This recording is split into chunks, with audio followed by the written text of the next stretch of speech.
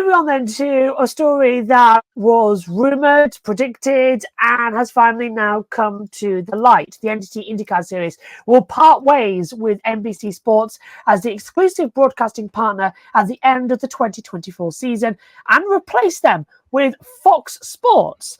In 2025, IndyCar and Fox Sports will kick off a new historic media rights deal that will air every IndyCar race on Big Fox and the Fox Sports app. Next year is going to be huge for Fox because they'll have the Super Bowl, Daytona 500, and the Indianapolis 500 in the same year.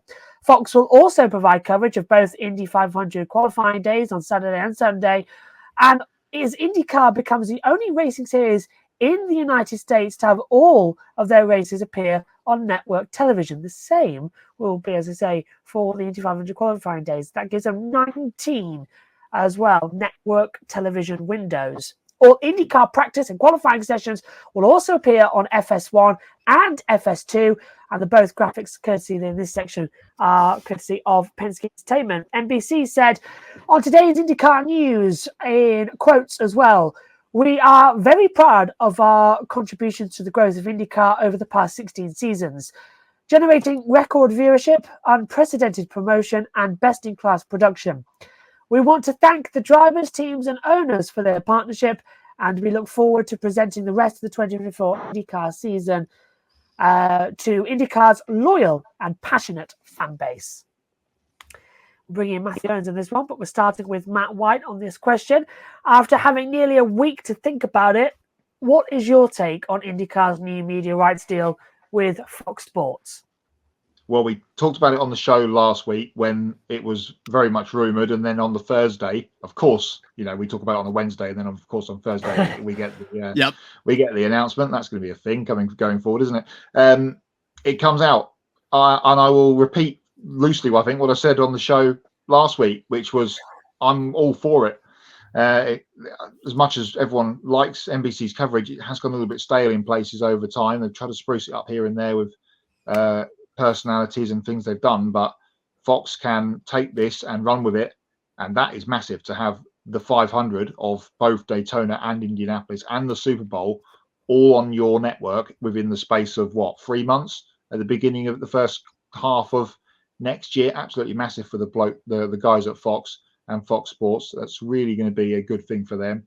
Advertising will be big. They'll have all the races on network TV and all the races on one channel, which is going to be a bigger problem for NASCAR next year, because if you're an IndyCar fan, you just know to go to Fox and you'll know where it is, while NASCAR is going to be a surfing job throughout the year trying to remember who we're with, even more so next year with the Cup Series. But I'm pretty positive it doesn't affect anything. It sounds like, it's not yet to be confirmed, obviously, but this won't affect anything internationally. Of course, for me and Josh here in the UK, we'll still get it through Sky Sports F1, but it's looking pretty positive from my end. And I think, Mr. Owens, you pretty much agree with me. Yeah, absolutely. It's a great win for IndyCar to get all the races on network television, which NBC was never able to provide. The quote that you put up was interesting. Unprecedented promotion, I read. Really? It's okay.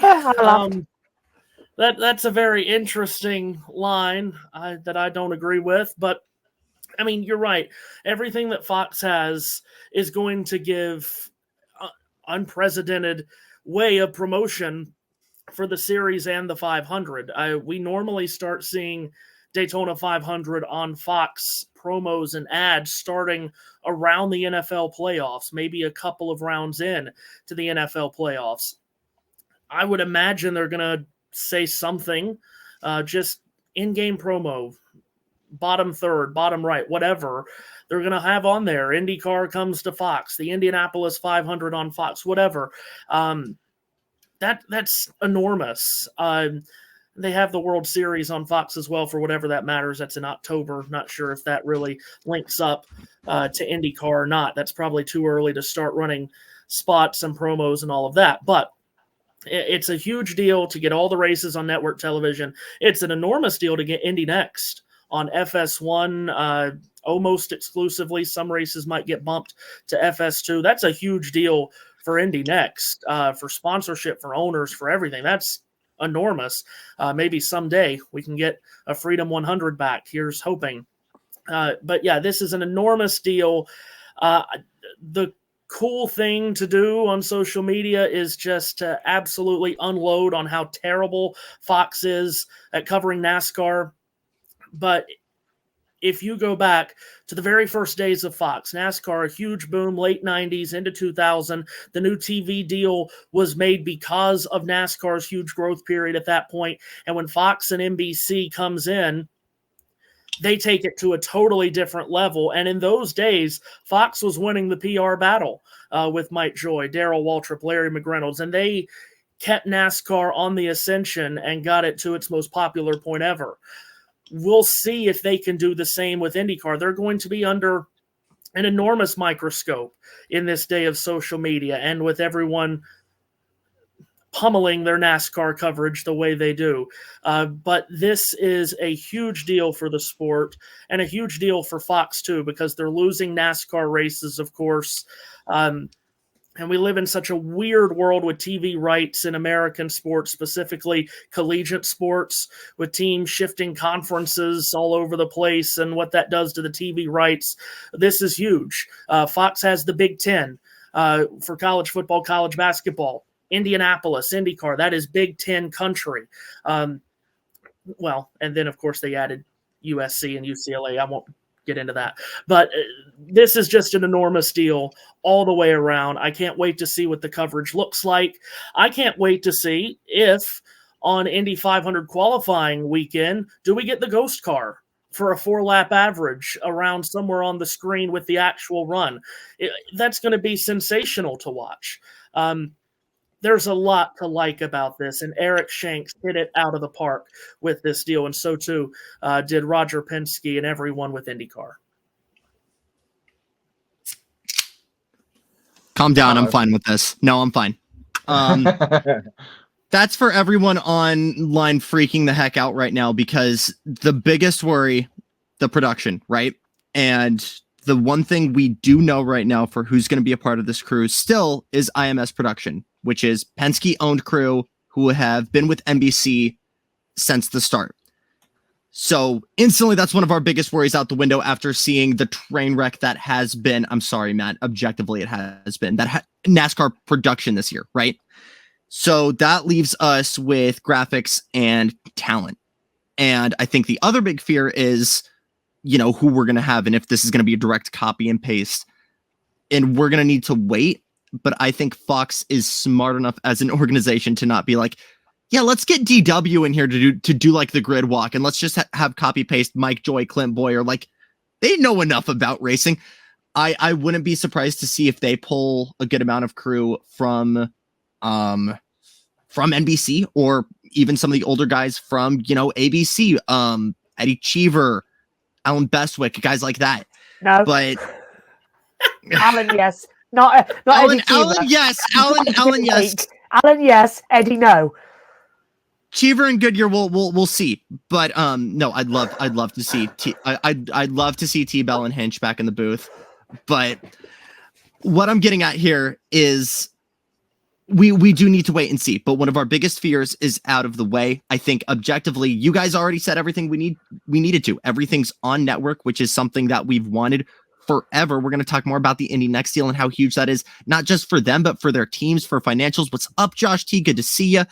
I feel like overall there is a lot of wins, but we just still got to wait and see what happens. And I do need to give a huge shout out to Jeff Banke, who's made this whole thing happen and has put this amazing crew together for IndyCar and NBC over the past couple of years, and for making me want to go cover this for a living, right? So super happy for what NBC has achieved here, and super excited for now to see where this is going. Adam says, well, Fox Sports is the place to be in 2025 regarding sports. The PBA Tour, college football, college basketball, NFL, NASCAR, and IndyCar. Look, my only point on this is what I'm very happy about this weekend. I'm sure Matthew and Matt, you're the same. Jackson, you're going to be there. It doesn't really bother you. But the fact is that this weekend we've got NASCAR and IndyCar both on the USA, which means they're both on exactly the same channel, which means that we go directly from one to the other and the start time doesn't matter. So usually, as it has been the past couple of weeks, we have to sacrifice commentating on something. We don't have to. And if Fox are smart, they can have NASCAR and IndyCar tail off each other and maximize sport viewing. Kevin Harlan, I'm calling both games. Not just for commentary, it's for the wider world of fans of, I have to choose. Like, what was it, 2 weeks ago when we had Canada on as well in the mix, when everyone kind of intermingled and clashed. We're going to talk about the calendar in a minute, but you're going to have NASCAR leading into IndyCar. Maybe we'll have some more later evening / night races, or of course the other way around. You'll have other sports on at lunchtime leading in. Matthew said about college football as well. That will be intermingled with, of course, the NFL playoffs, more promotion and cross chances to bring in for those early races with St. Pete and whatnot in the early portion of the year. I'll use the line I always say when we talk about IndyCar on this show, we have bagged IndyCar on this show all season. Potentially now we are going to go this way. Let's hope so, because we're going to have to see who they bring on talent wise, and if we're going to see these drivers still looking like Arnold Schwarzenegger cartoon characters, but we'll see.